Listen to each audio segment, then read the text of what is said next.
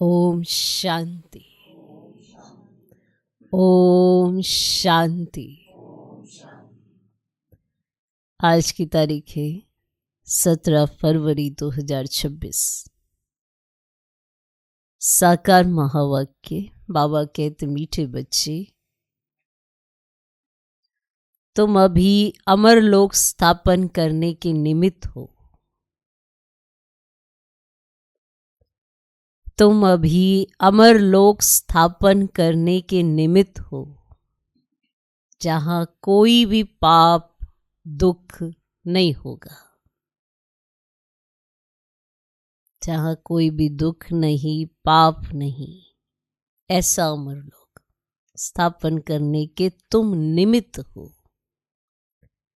वह है ही viceless world. वे है ही वाइसलेस वर्ल्ड। बाबा कहते मीठे बच्चे, तुम अभी अमर लोक स्थापन करने के निमित्त हो, जहां कोई भी दुख व पाप नहीं होगा। वे है ही वाइसलेस वर्ल्ड। आज का प्रश्न, गॉडली फैमिली का वंडरफुल प्लान कौन सा है? गॉडली फैमिली का वंडरफुल प्लान कौन सा है? गॉडली फैमिली का वंडरफुल प्लान कौन सा है? उत्तर, गॉडली फैमिली का प्लान है फैमिली प्लानिंग करना। गॉडली फैमिली का प्लान है फैमिली प्लानिंग करना। एक सत्य धर्म स्थापन कर अनेक धर्मों का विनाश करना।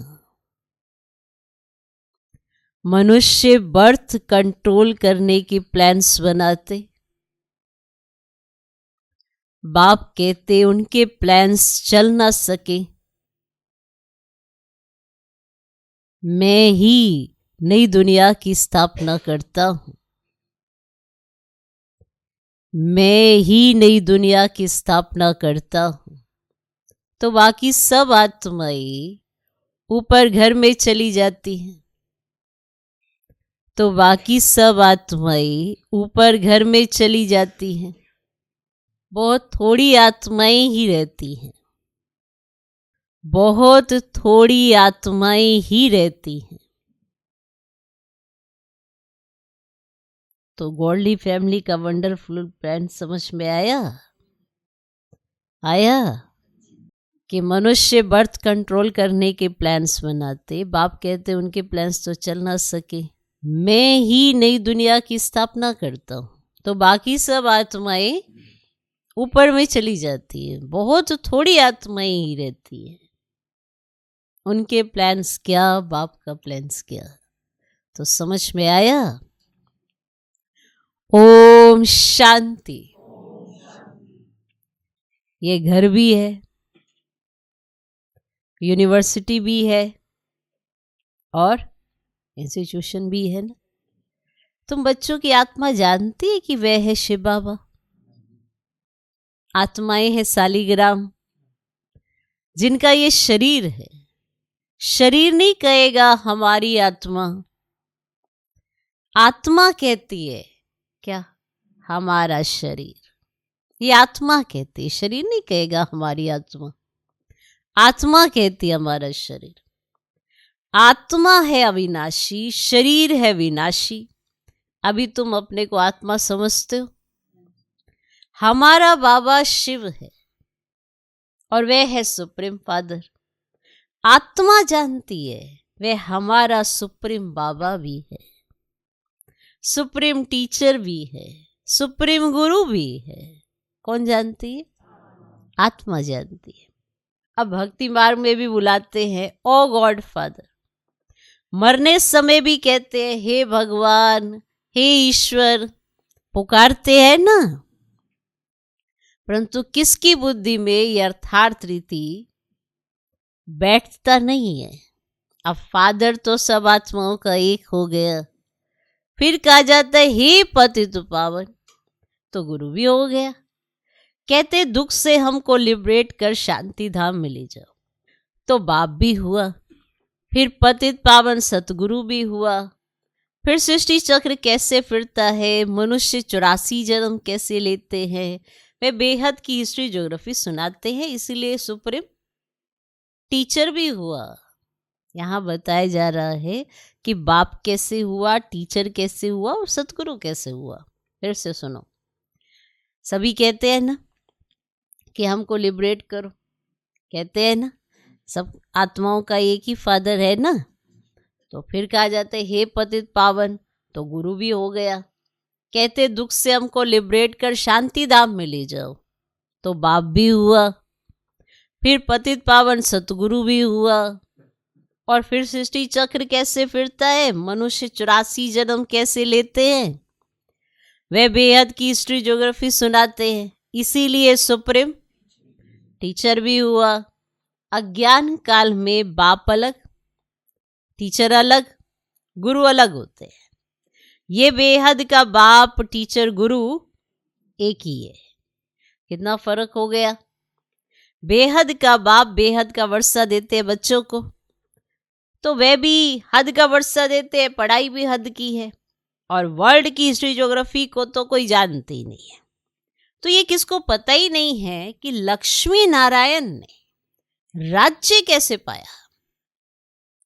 आखिर भी लक्ष्मी नारायण ने ऐसा क्या किया जो वो लक्ष्मी नारायण बने। कैसे उन्होंने राज्य पाया और कितना समय वे राज्य चला। फिर त्रेता में राम सीता ने कितना समय राज्य किया, कुछ नहीं जानते।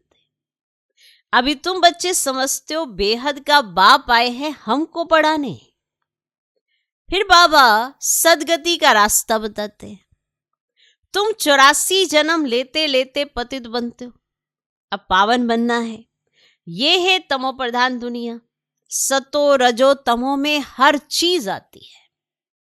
अब ये जो सृष्टि है उनकी भी आयु है, नई सो पुरानी और पुरानी सो फिर नई बनती है। ये तो सब जानते।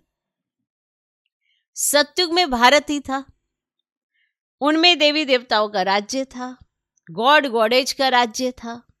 अच्छा फिर क्या हुआ, फिर क्या हुआ?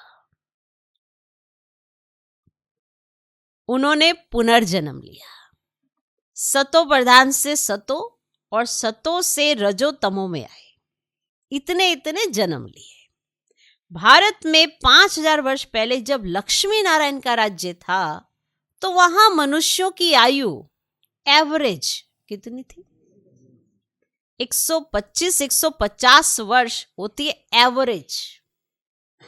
एवरेज समझते हो? थोड़ी आगे भी हो सकती, थोड़ी पीछे भी हो सकती, और फिर एक एवरेज आयु निकाली जाती है।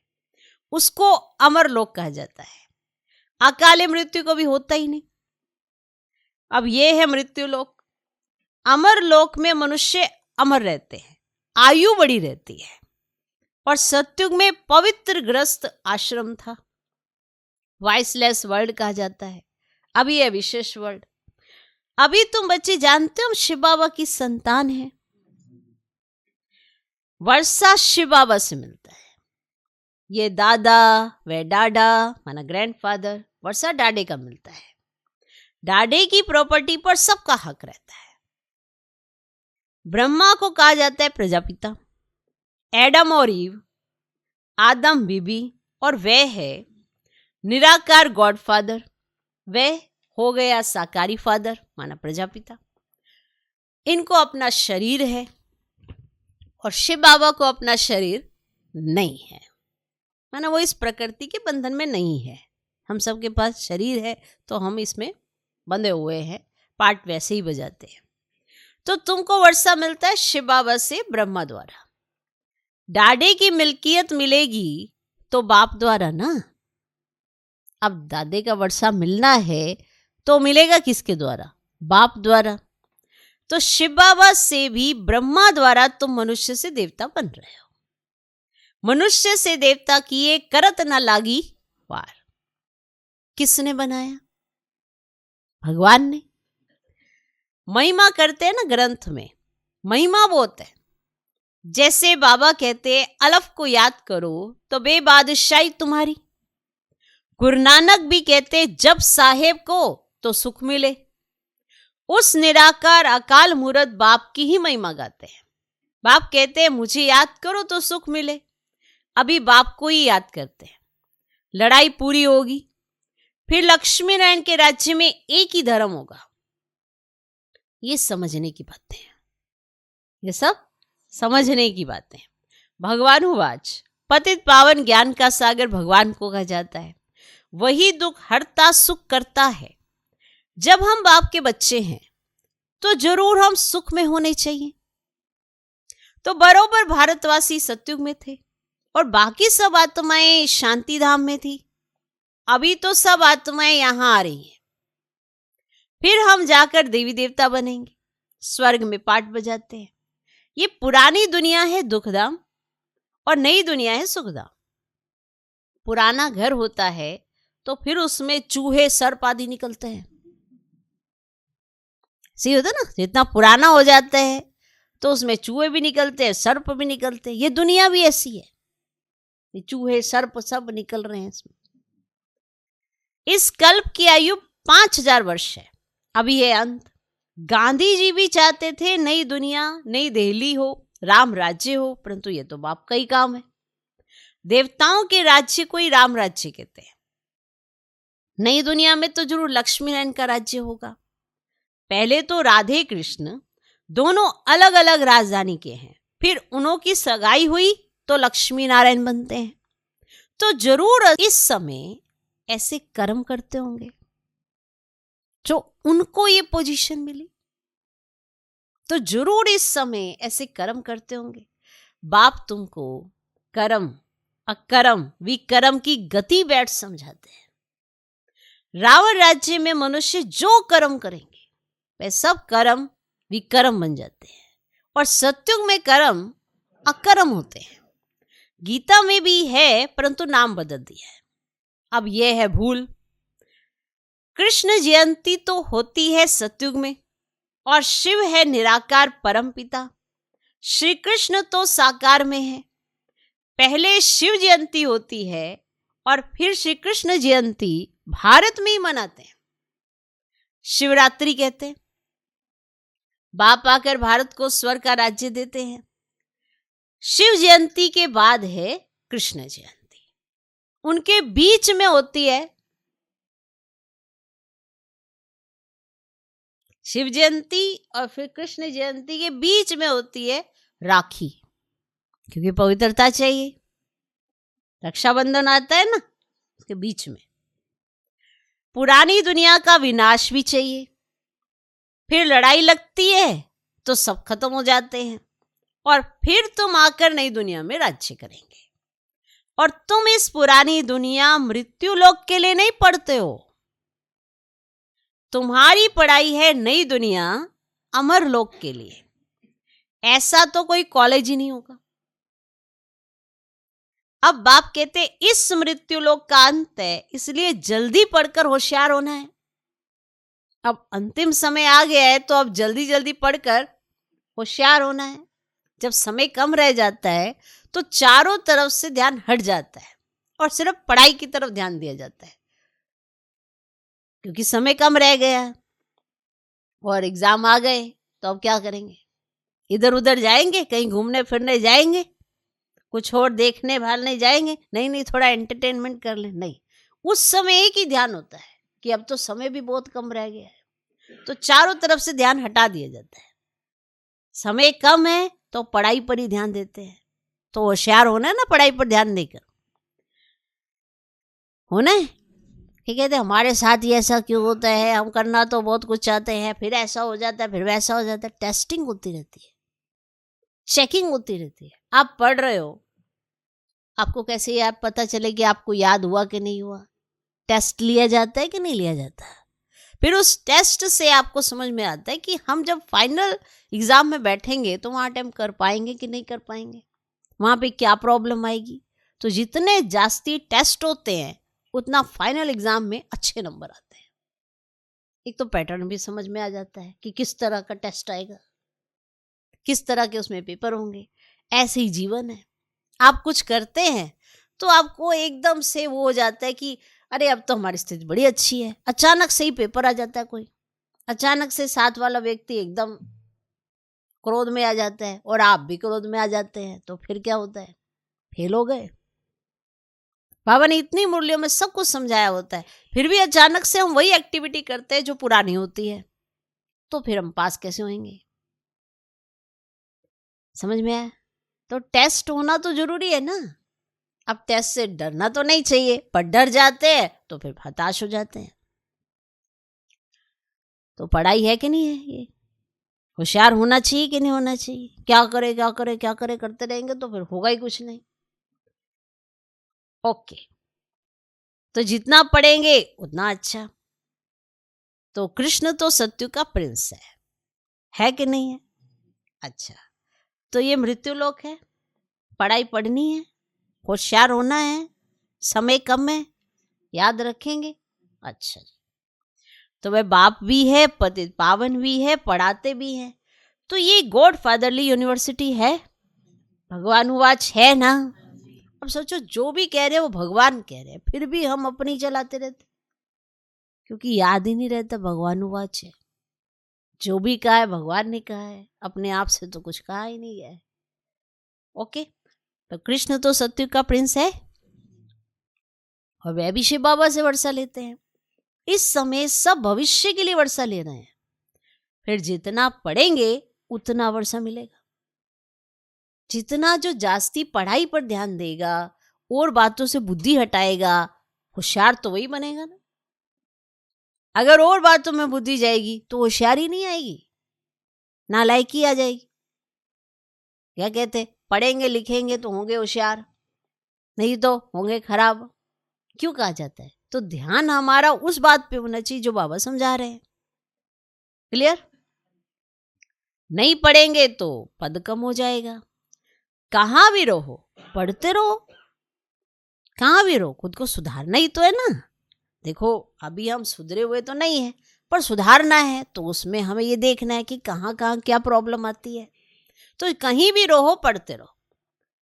मुरली तो विलायत में भी जा सकती है। बाबा रोज सावधानी भी देते रहते हैं, बच्चे बाप को याद करो, इससे तुम्हारे भी कर्म विनाश होंगे। आत्मा में जो खाद पड़ी है वे निकल जाएगी।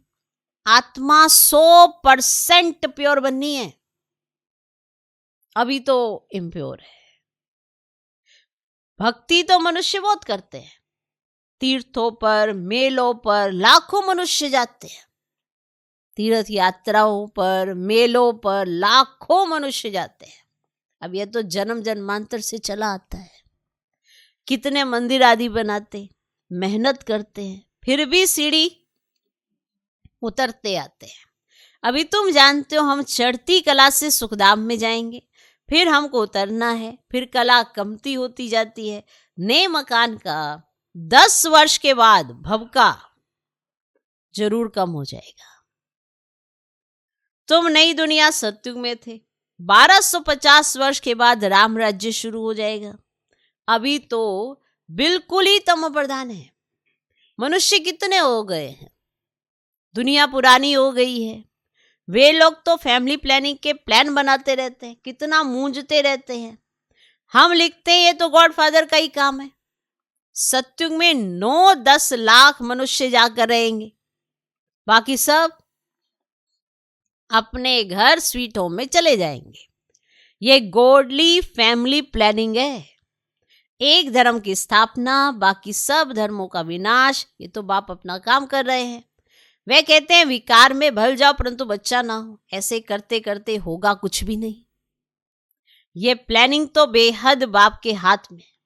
बाप कहते मैं ही दुखधाम से सुखधाम बनाने आया हूं।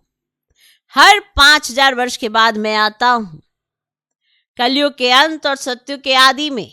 और अभी यह है संगम, जबकि पतित दुनिया से पावन दुनिया बनती है, और पुरानी दुनिया का विनाश और नई दुनिया की स्थापना, यह तो बाप का ही काम है।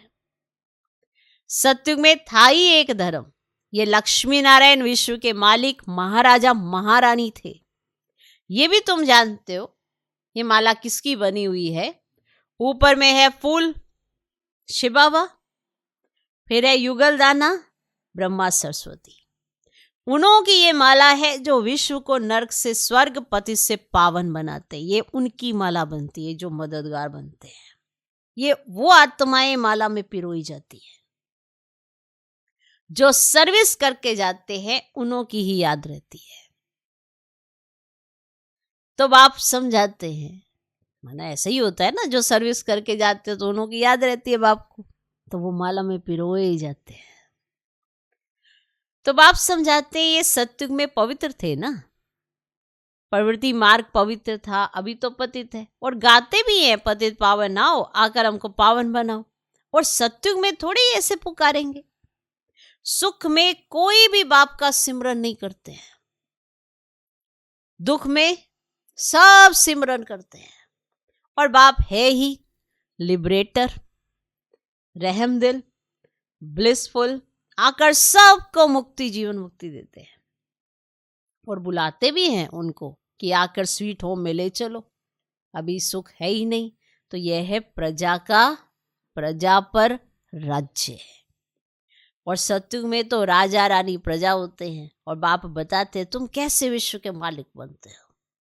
वहां तुम्हारे पास अथाह अनगिनत धन रहता है, सोने की ईंटों के मकान बनते हैं,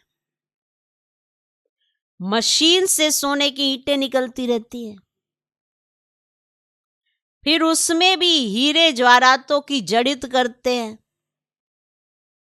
द्वापर में भी कितने हीरे थे जो लूट कर ले गए, अभी तो कुछ सोना दिखाई ही नहीं पड़ता है। यह भी ड्रामा में नूंद है। बाप कहते मैं हर 5000 वर्ष के बाद आता हूं।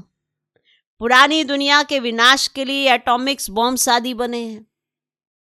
अब यह है साइंस, बुद्धि से ऐसी ऐसी चीजें निकाली हैं जिससे अपने ही कुल का विनाश करेंगे। ये कोई रखने के लिए थोड़ी बनाते, ये रिहर्सल होती रहेगी। जब तक राजधानी स्थापन नहीं हुई है तब तक लड़ाई नहीं लग सकती। तैयारियां तो हो रही हैं, सब कुछ तैयार पड़ा है। उसके साथ नेचुरल कैलेमिटीज भी होंगी, इतने आदमी होंगे नहीं, ये सब सपोर्ट करेंगे। जैसे कल बाबा ने कहा अगर परले हो जाए तो फिर बचेगा क्या? बस प्रकृति, बस प्रकृति बचेगी ना, 5 तत्व। अगर परले होगी, मनुष्य तो है नहीं, क्योंकि परले होगी खत्म हो गया सब कुछ। तो ऐसा नहीं होता, ये चक्र है। इसलिए नया से पुराना, पुराने से नया होता है। इसलिए बाबा ट्रांसफर करते हैं। वंडरफुल है। ओके, लड़ाई लगेगी बॉम्ब्स के द्वारा होगी, और साथ में होंगी नेचुरल कैलेमिटीज जो सफाई करेंगी। बाबा ने एक बार डिटेल में बताया, पानी आएगा, झाड़ू लगेगा, नीचे से ऊपर, ऊपर से नीचे। नीचे कुछ है नहीं जो ऊपर निकल के आएगा, ऐसा नहीं है। बनेगा सब कुछ नया नया। बुद्धि वैसी होगी, तुरंत तुरंत मिनट मोटर जैसे विदेशों में बनाते हैं, ऐसी बुद्धि होगी। अब सोने की ईंटें बनाने की मशीन भी रखी हुई होगी, उसमें डालेंगे और सोने की ईंट निकल के आ जाएगी। तो वहाँ सोने की ईंटें होंगी। ऑटोमेटिकली हर एक जो भी बनाने वाला होगा वो ये अर्थार्थ ही बना रहा होगा।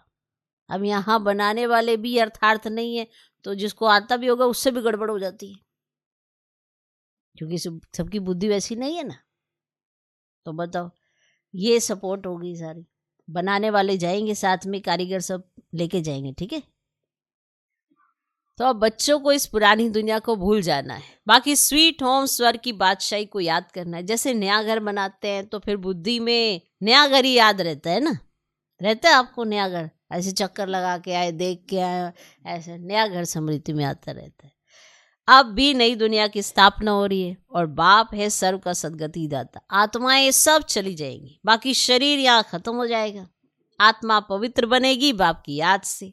पवित्र जरूर बनना है। देवताएं पवित्र है ना, उन्हों के आगे कब बीड़ी तंबाकू आदि नहीं रखी जाती है, वे वैष्णव हैं।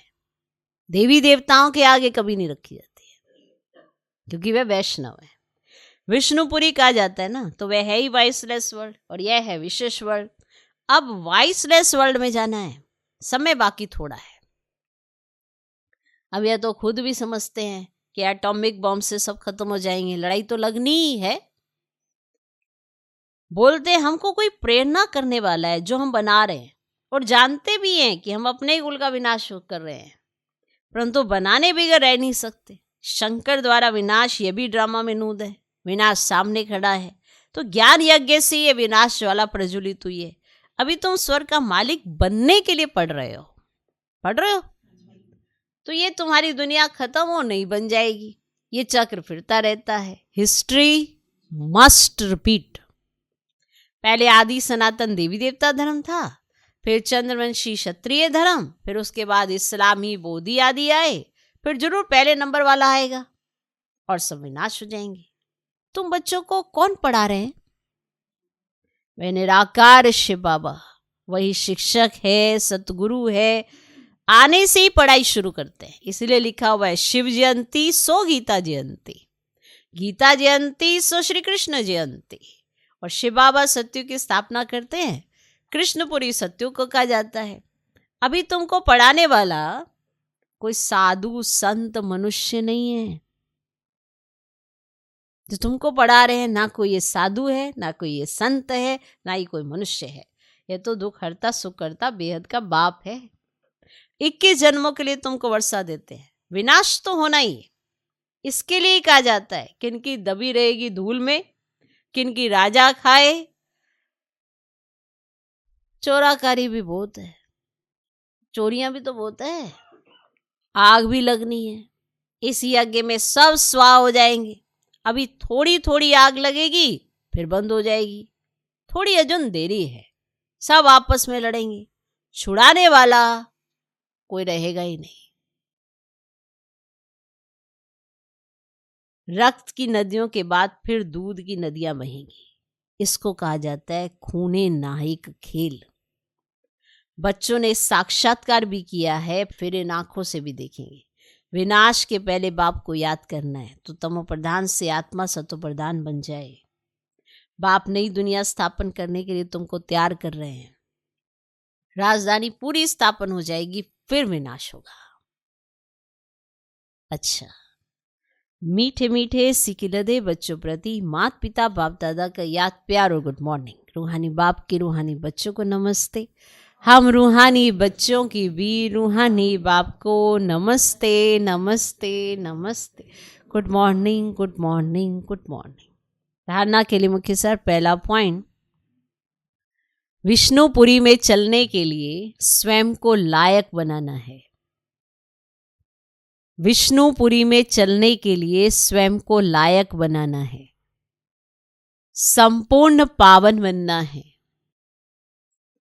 अशुद्ध खान पान त्याग कर देना है, अशुद्ध खान पान त्याग कर देना है। विनाश के पहले अपना सब कुछ सफल करना है, विनाश के पहले अपना सब कुछ सफल करना है। विष्णुपुरी में चलने के लिए स्वयं को लायक बनाना है, संपूर्ण पावन बनना है, अशुद्ध खान पान त्याग कर देना है, विनाश के पहले अपना सब कुछ सफल करना है। दूसरा पॉइंट, जल्दी जल्दी पढ़कर होशियार होना है, जल्दी जल्दी पढ़कर होशियार होना है। कोई भी विक्रम ना हो, इसका ध्यान रखना है। जल्दी जल्दी पढ़कर होशियार होना है, कोई भी विक्रम ना हो, इसका ध्यान रखना है। आज का वरदान, फरियाद को याद में परिवर्तन करने वाले स्वतः और निरंतर योगी भव। फरियाद को याद में परिवर्तन करने वाले स्वतः और निरंतर योगी भव। फरियाद को याद में परिवर्तन करने वाले स्वतः और निरंतर योगी भव। संगम युग की विशेषता है, अभी अभी पुरुषार्थ, अभी अभी प्रत्यक्ष फल। अभी अभी पुरुषार्थ, अभी अभी प्रत्यक्ष फल। अभी स्मृति स्वरूप, अभी प्राप्ति का अनुभव। जैसी करोगे साथ साथ सब कुछ मिलेगा। भविष्य की गारंटी तो है ही, लेकिन भविष्य से श्रेष्ठ भाग्य अभी का है। इस भाग्य के नशे में रहो तो स्वतः याद रहेगी कि अभी जो मिल रहा है वो तो फिर कभी नहीं मिलना, और अभी ऐसा है कि साथ साथ ही मिल जाता है। आप थोड़ा सा भी पुरुषार्थ करते हो, आपको साथ साथ प्राप्ति होती है। जहां याद है ना, वहां फरियाद नहीं। क्या करे, कैसे करे, यह होता नहीं है, थोड़ी मदद दे दो, ये है फरियाद। तो फरियाद को छोड़कर स्वतः योगी, निरंतर योगी बनो। फरियाद छोड़ दो, योगी बनो, निरंतर योगी बनो। आज का स्लोगन, जो स्वयं को मेहमान समझकर चलते हैं वही महान स्थिति का अनुभव करते हैं। जो स्वयं को मेहमान समझकर चलते हैं वही महान स्थिति का अनुभव करते हैं। आपकी स्थिति अच्छी नहीं अच्छी आपको भी पता चलेगा, दूसरे को भी पता चलेगा। आप कहेंगे मेरी स्थिति बिगाड़ दी, किसी ने बिगाड़ी नहीं, टेस्ट था आपका, आप फेल हो गए। कोई किसी की स्थिति को बिगाड़ता नहीं, टेस्ट होता है आपका। माया आपको टेस्टिंग तो जरूर करेगी, आपकी चेकिंग जरूर होगी, क्योंकि उसने हार पहनाने ना बाद में, तो पहले तो देखेगी कि हार लायक भी है कि नहीं, हार ही खाता रहता है, तो चेकिंग जरूर होगी। तो देख लो, अपनी स्थिति का अनुभव आपको भी होगा। अगर आप स्वयं को मेहमान समझकर चलते हैं तो यही महान स्थिति का अनुभव करते हैं।